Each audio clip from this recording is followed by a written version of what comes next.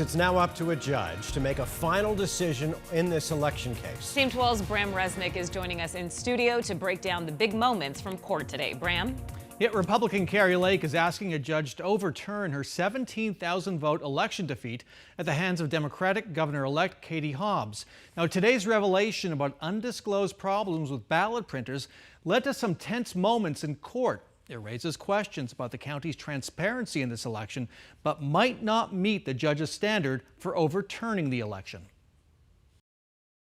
We're now getting more of the story about what caused these long lines on Election Day. Our temporary technicians, when they were trying to identify solutions on Election Day, adjusting a setting. Now, this was not direction that we provided from the Maricopa County Elections Department. Maricopa County Elections Director Scott Jarrett revealed on the witness stand that workers trying to fix the ballot printer breakdown changed paper settings on printers at 3 vote centers. That produced about 1,200 ballots that couldn't be read by the counting machines. How come you didn't mention that yesterday? I wasn't asked about that. That's the voice of Kari Lake's lawyer, Kurt Olson. He had asked Jarrett about the so-called shrink-to-fit issue on Wednesday. The county has known about the issue for a month. Did you publish anywhere that there was this shrink-to-fit issue after the election? We've not.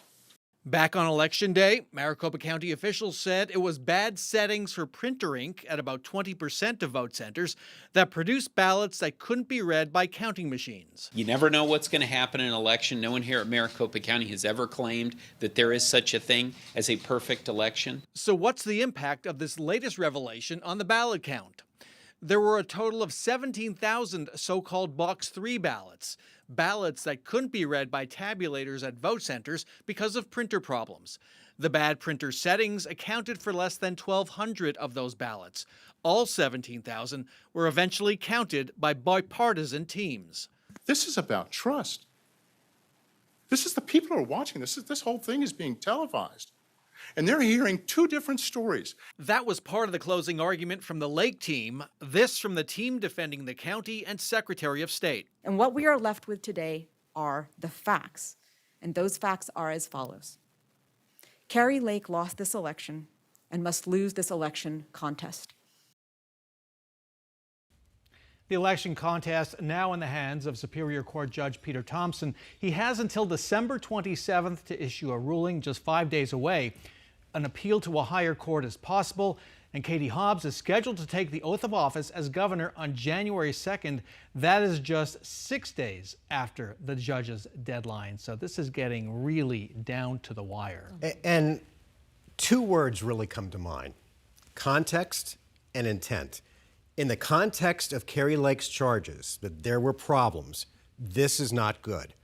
But intent to overturn this election, did they prove it? That's the big question. Those were the judge's instructions. You got to show me intent, and you have to show that the misconduct affected the election results. So election results, we're talking about a very, very small fraction of the ballots, and in the end, they were counted.